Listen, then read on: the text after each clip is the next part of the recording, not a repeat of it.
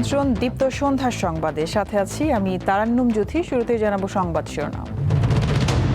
দেশ 2030 সালের মধ্যে সেমিকন্ডাক্টর শিল্পের লক্ষ্য পূরণে সক্ষম হবে জানালেন প্রধানমন্ত্রী। জুলাই অস্বীকার করে দেশকে এগিয়ে নেওয়া সম্ভব নয়, মত দিলেন সাবেক সেনা কর্মকর্তারা। প্রশ্ন ফাঁস ইস্যুতে শিক্ষার্থীদের আন্দোলনে পদত্যাগ করলেন ভারতের শিক্ষামন্ত্রী ধর্মেন্দ্র প্রধান।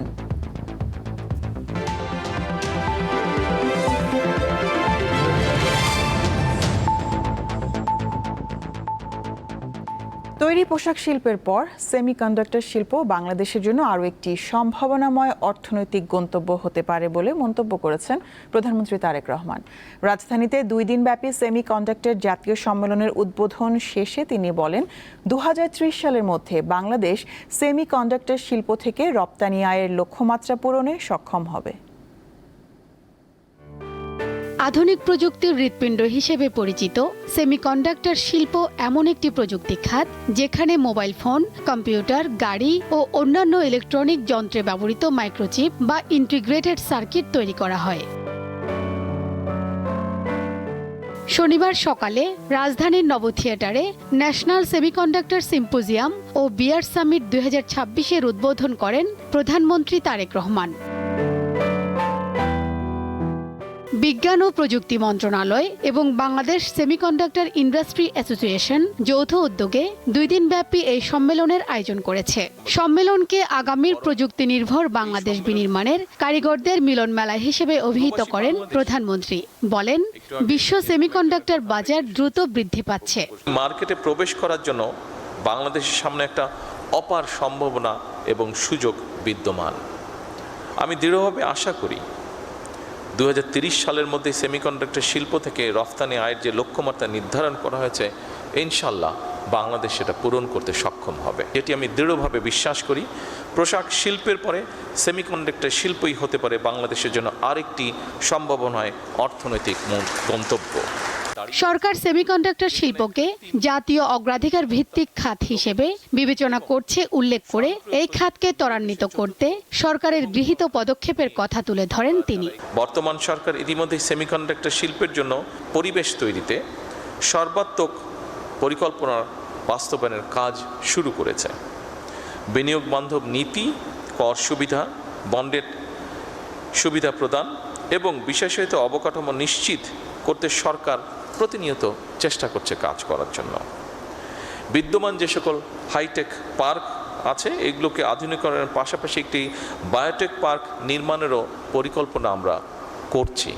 এই সম্মেলনের মাধ্যমে গবেষণা উদ্যোগ, বিনিয়োগের সুযোগ এবং উদ্ভাবনী চিন্তার জন্ম হবে, যা দেশের প্রযুক্তি খাতকে আরও এক ধাপ এগিয়ে নেবে বলে আশা প্রকাশ করেন সরকার প্রধান।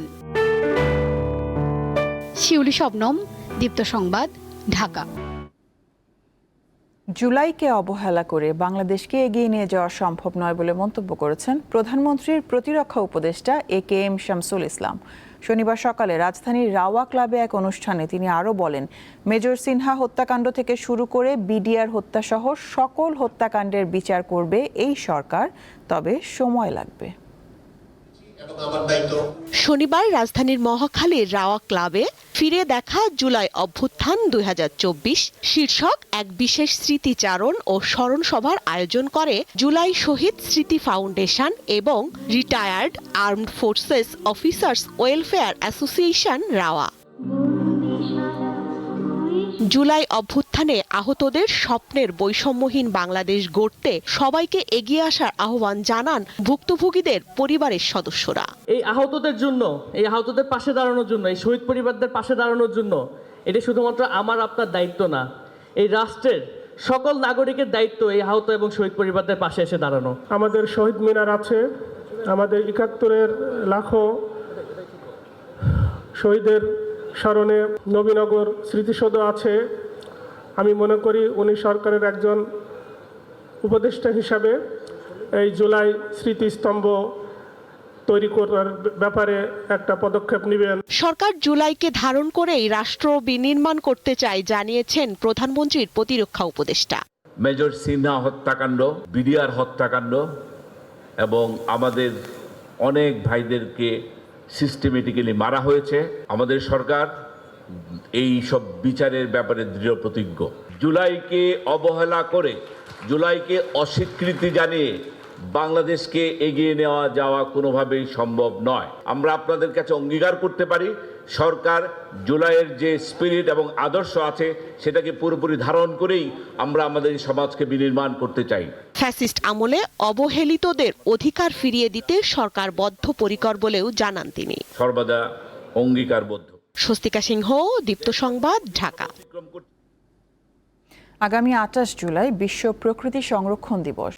প্রাকৃতিক সম্পদ সংরক্ষণ, উদ্ভিদ ও প্রাণী জগতের সুরক্ষা, জীববৈচিত্র্য হ্রাস ও দূষণের মতো পরিবেশগত হুমকি সম্পর্কে সচেতনতা বাড়াতে এই দিনটি পালন করা হয়।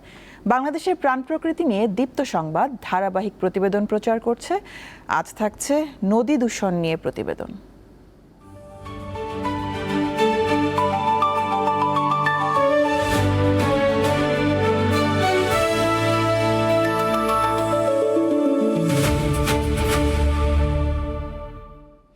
অপরিশোধিত শিল্প বর্জ্য, প্লাস্টিক, রাসায়নিক সার ও গৃহস্থালির আবর্জনা সরাসরি নদীতে ফেলার কারণে দেশের বিভিন্ন অঞ্চলের পানির গুণগত মান ও জলজ পরিবেশ মারাত্মক ক্ষতির মুখে পড়ছে।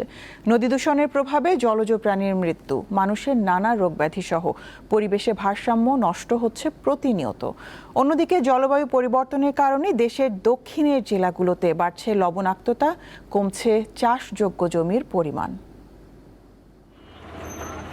নদী দখল ও দূষণের ফলে প্রাচ্যের ড্যান্ডি খ্যাত নারায়ণগঞ্জ শহরের মধ্য দিয়ে বয়ে যাওয়া শীতলক্ষ্যার পানির রং কুচকুচে কালো হয়ে গেছে। বিশেষজ্ঞরা জানান, পানিতে জীববৈচিত্র্য টিকে থাকার জন্য ন্যূনতম 4.5 মিলিগ্রাম অক্সিজেন থাকা প্রয়োজন, কিন্তু শীতলক্ষ্যার পানিতে আছে মাত্র 0.1 মিলিগ্রাম।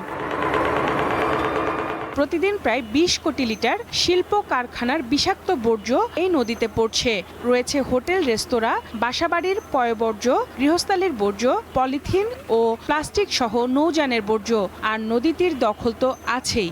আমরা ছোটবেলা যখন দেখতাম তখন সুপেয় ছিল, তখন খুব ভালো ছিল পানি। কারণে বিভিন্ন বজ্র পড়ছে, যার কারণে পানিটা দূষিত হচ্ছে। আর এই পানি নিষ্কাশন করে দিব, গার্মেন্টসের ট্যাঙ্কের পানি নিষ্কাশন করে ছাড়বো এটা ভিতরে, যাতে এটা পানি পরিষ্কার থাকে। পরিবেশবিদ ও নগর পরিকল্পনাবিদরা বলছেন, দূষণ রোধে অপরাধী প্রতিষ্ঠানগুলোকে চিহ্নিত করে আইনের আওতায় আনার কোনো বিকল্প নেই। চতুর্দিকে যদি আমরা ইটিপিটাকে সেন্ট্রাল ইটিপি করে ফেলতে পারি নদী পথে, তাহলে কিন্তু শীতলক্ষ্যার উপর কোনো প্রভাব পড়ে না। এদিকে জলবায়ু পরিবর্তনের প্রভাবে দক্ষিণের জনপদ বরগুনায় লবণাক্ততা বাড়ছে। এতে ব্যাহত হচ্ছে কৃষিকাজ, কমছে চাষযোগ্য জমির পরিমাণ ও জমির উর্বরতা। প্রতি বছর বেড়িবাঁধ ভেঙে বহু এলাকা লোনা পানিতে তলিয়ে যায়, ফলে লবণাক্ততার পরিমাণ দিন দিন বাড়ছে। সেই সাথে কমছে চাষযোগ্য কৃষি জমি। সেচের জন্য খাল বিলে মিলছে না পর্যাপ্ত পানি, সংকট রয়েছে সুপেয় পানিরও। আর বাপদাদার আমল থেকে যা দেখছি, 3টা ফসল দিত, তো কৃষি খরচ হইতো, বদলার পয়সা হইতো। এখন তো স্যার এই লবণাক্ত পানিতে আমাদের কৃষি হয় না। 2 সিজনের, এক সিজনে খরা আর এক সিজনের বৃষ্টি, কিন্তু খরার সময় দেখা গেছে বৃষ্টি হইতেছে, এমন বৃষ্টি ফসল নষ্ট হয়ে যায়। এই সমস্যার দ্রুত সমাধান না হলে খাদ্য নিরাপত্তা ঝুঁকির মধ্যে পড়তে পারে মনে করেন বিশেষজ্ঞরা। সঞ্জিদা প্লাবনী, দীপ্ত সংবাদ, ঢাকা। এদিকে দীর্ঘদিনের সমন্বয়হীন নগর ব্যবস্থাপনা, সঠিক পরিকল্পনার ঘাটতি ও জবাবদিহির অভাবে রাজধানী ঢাকায় জলাবদ্ধতা সৃষ্টি হয় বলে জানিয়েছেন পরিবেশ আন্দোলনের নেতারা। শনিবার সকালে জাতীয় প্রেস ক্লাবে বাংলাদেশ পরিবেশ আন্দোলনের উদ্যোগে বৃষ্টি নয়, সমন্বিত অব্যবস্থাপনায় ডুবছে ঢাকা শীর্ষক সেমিনারে বক্তারা একথা বলেন।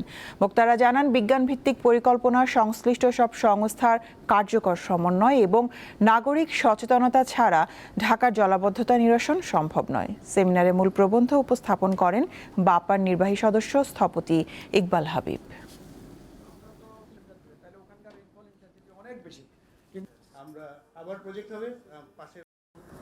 প্রতিটি বর্ষায় যে পানি জমে তা শুধু আকাশের বৃষ্টি নয়, আমাদের নিজেদের সিদ্ধান্ত তার প্রতিফল। ঢাকাকে বাঁচাতে হলে তার পানির পথ ফিরিয়ে দিতে, জলপথ পুনরুদ্ধার মানে শহরের শ্বাস ফিরিয়ে আনা। জলাবদ্ধতা প্রকৃতির সৃষ্টি নয়, সমন্বিত পরিকল্পনা, জবাবদিহিতা, নাগরিক অংশগ্রহণের মাধ্যমে ঢাকা পুনর্জীবনের সম্ভাবনা। ভারতে মেডিকেল ভর্তি পরীক্ষায় প্রশ্ন ফাঁস ইস্যুতে শিক্ষার্থীদের আন্দোলনের মুখে পদত্যাগ করেছেন দেশটির শিক্ষামন্ত্রী ধর্মেন্দ্র প্রধান। শনিবার ককরোচ জনতা পার্টি ও সরকারের তৃতীয় দফা বৈঠকের কয়েক ঘন্টা আগে প্রধানমন্ত্রী নরেন্দ্র মোদীর কাছে পদত্যাগপত্র জমা দেন তিনি। সামাজিক যোগাযোগ মাধ্যম এক্সে দেয়া এক পোস্টে বিষয়টি নিজেই নিশ্চিত করেন শিক্ষামন্ত্রী। পদত্যাগকে স্বাগত জানিয়েছে বিক্ষোভকারীরা। এটিকে গণতন্ত্রের বিজয় হিসেবে উল্লেখ করেছেন ককরোচ জনতা পার্টি সিজেপির প্রতিষ্ঠাতা অভিজিৎ দীপকে। এছাড়া সরকার অন্যান্য সব দাবি মেনে নেয় বিক্ষোভ কর্মসূচি থেকে সরে দাঁড়ানোর ঘোষণা দিয়েছে ককরোচ জনতা পার্টি।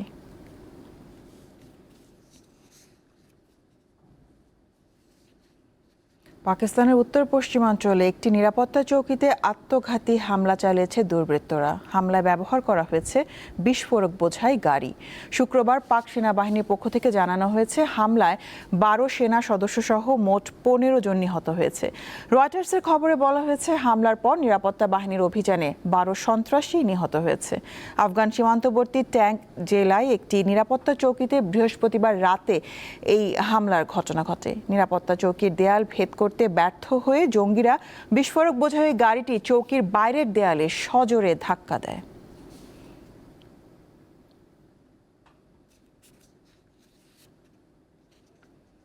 নতুন করে রাশিয়ার চালানো হামলায় ইউক্রেনের অন্তত 15 জন নিহত হয়েছে। এর মধ্যে রাজধানী কিয়েভের কাছে ড্রোন প্রযুক্তি প্রদর্শনী স্থলে ব্যালিস্টিক ক্ষেপণাস্ত্র হামলায় নিহত হয় 10 জন। ইউক্রেনের প্রেসিডেন্ট ভলোদিমির জেলেনস্কি জানিয়েছেন এই হামলায় প্রতিরক্ষা খাতের বিশিষ্ট ব্যক্তিদের প্রায় 100 জন আহত হয়েছেন। বিবিসির খবরে বলা হয়েছে পূর্বাঞ্চলীয় স্লোভিয়ানস্কে রুশ গ্লাইড বোমা হামলায় নিহত হয়েছেন আরও 5 জন। উত্তরাঞ্চলের সুমি শহরেও পৃথক হামলায় 2 জনের মৃত্যুর খবর জানিয়েছে স্থানীয় সামরিক কর্তৃপক্ষ।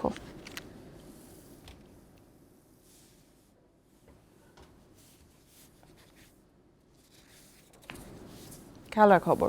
নভেম্বরে ঢাকায় হতে যাওয়া সাফ চ্যাম্পিয়নশিপের লোগো উন্মোচন করা হলো। আজ রাজধানীর একটি হোটেলে এই উপলক্ষে আয়োজন করা হয় এক অনুষ্ঠান। বাংলাদেশ দলের হেড কোচ বলেন ঘরের মাঠে টুর্নামেন্টের সুযোগ কাজে লাগাতে চান তিনি।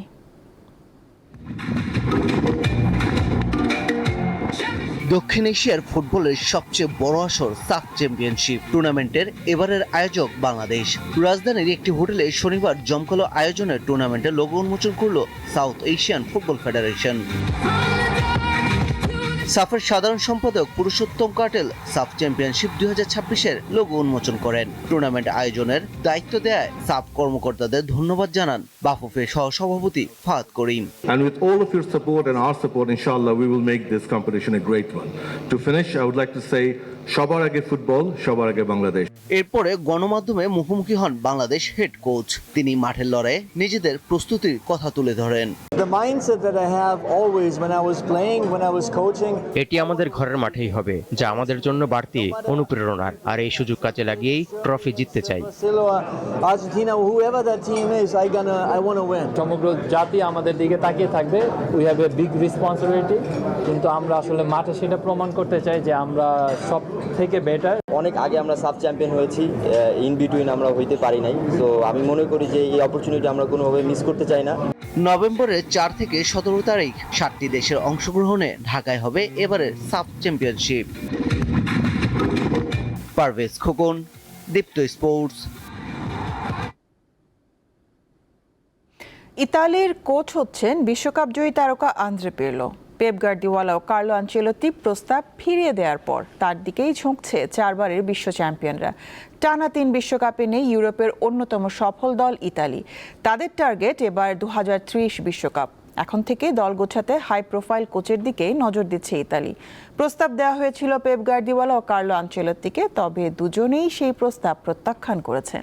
এবার নতুন প্রধান কোচ হিসেবে আন্দ্রে পিরলোর দিকেই ঝুঁকছে তারা। 2006 সালে বিশ্বকাপ জয়ীকে নিয়োগ দেওয়ার খুব কাছে বলে জানিয়েছেন ইতালিয়ান গণমাধ্যম। 47 বছর বয়সী পিরলোর সাথে 2030 সালে বিশ্বকাপ শেষ হওয়া পর্যন্ত চুক্তি করবে ইতালি।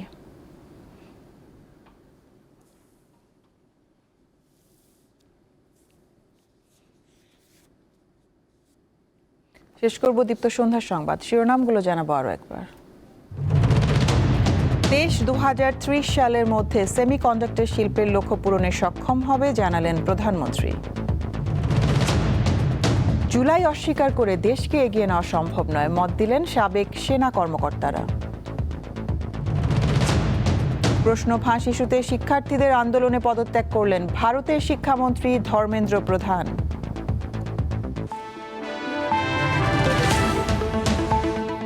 এ ছিল এখনকার মতন। আমাদের পরবর্তী সংবাদ দেখার আমন্ত্রণ রইল। দর্শক, আরও তথ্য বিনোদনের সংবাদ জানতে যুক্ত থাকুন দীপ্ত টিভি ডিজিটাল প্ল্যাটফর্মগুলোতে।